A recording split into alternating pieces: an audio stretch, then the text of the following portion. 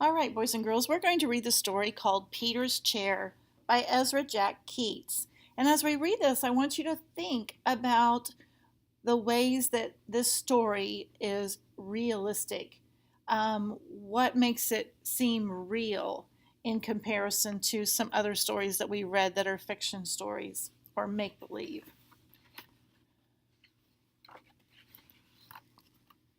Peter's Chair.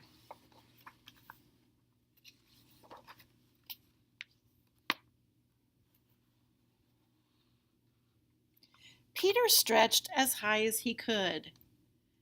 There, his tall building was finished.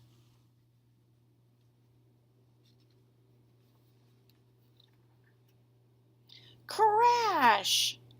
Down it came. Shh, called his mother. You'll have to play more quietly. Remember, we have a new baby in the house.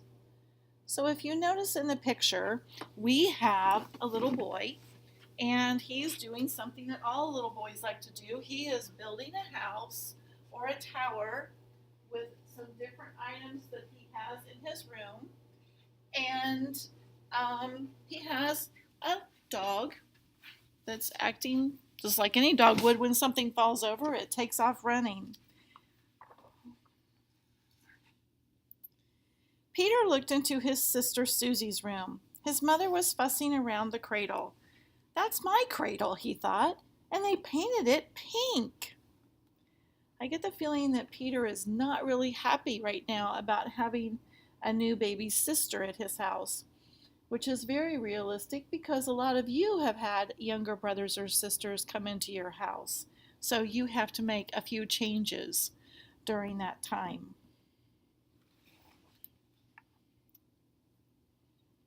Hi, Peter, said his father. Would you like to help paint Sister's high chair? It is my high chair, whispered Peter.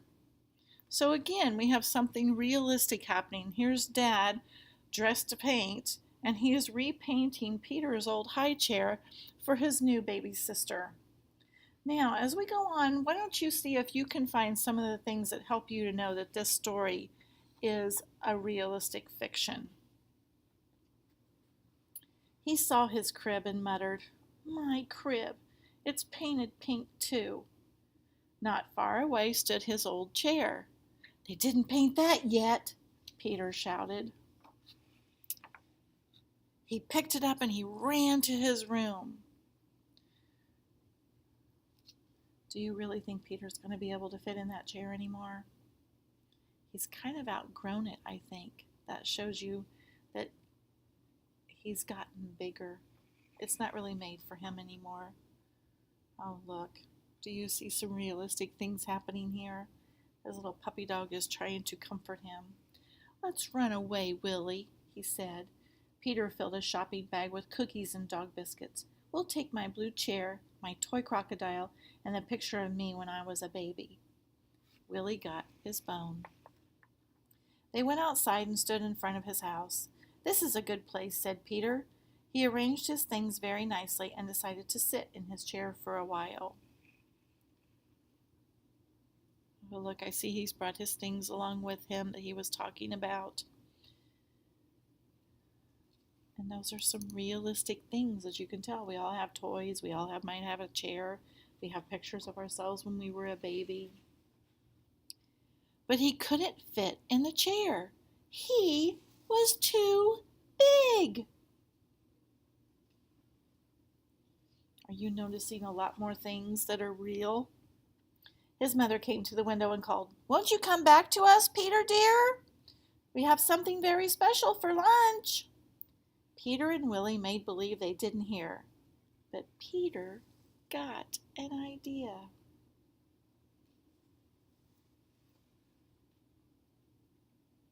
Oh, look, I see the shoes there. Soon his mother saw signs that Peter was home. His bag and his crocodile are back. That rascal is hiding behind the curtain, she said happily. Which are some things that could really happen. Oh, she moved the curtain away, but he wasn't there. Here I am, shouted Peter. Peter sat in a grown-up chair. His father sat next to him. "Daddy," said Peter, "let's paint the little chair pink for Susie." You can see his little baby sister's hand sticking up there. So look, he is painting the chair now for his baby sister, so he must be happy to think about his baby sister being in his house now, and he's getting used to it. He wants to share his things with her now. And they did. The end. So hopefully, boys and girls, when you listen to this story, you could see how realistic it was. There were so many things in here because we have a mom and a dad and a little boy and his little baby sister, and he has some of those true feelings about how it would be if you have someone new come into your house. Maybe he's not real happy about it at first, but then he changes his mind and decides that he's really excited about his little baby sister, and he wants to give her some things that he had when he was a baby. So this is kind of the idea that we want to look at. We want to try to write our stories now based on something that is real and could really happen, and not include our make-believe things in our fictional stories now. So today, when you go off to write, I want you to set your timer.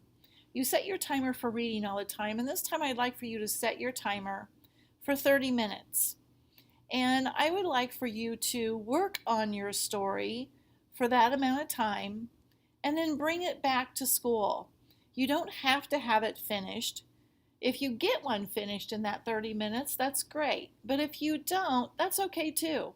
You can bring it back to school and continue to work on it here at school. But I want you to at least work for 30 minutes.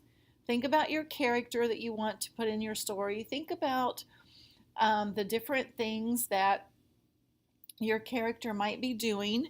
We have been working on lots of different charts and everything.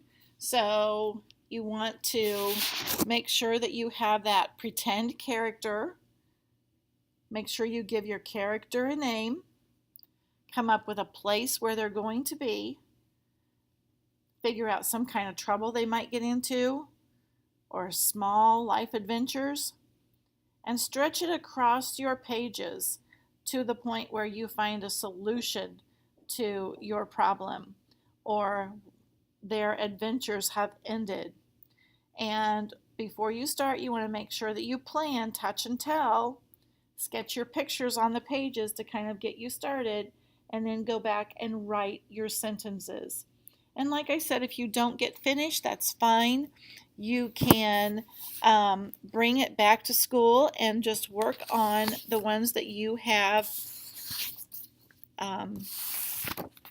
work on what you have started, and just add to it as we go along. So 30 minutes for your timer. Go off, write as much as you can, and then put it back in your envelope and bring it back to school on Tuesday. Have fun, enjoy. I hope you like this new type of writing.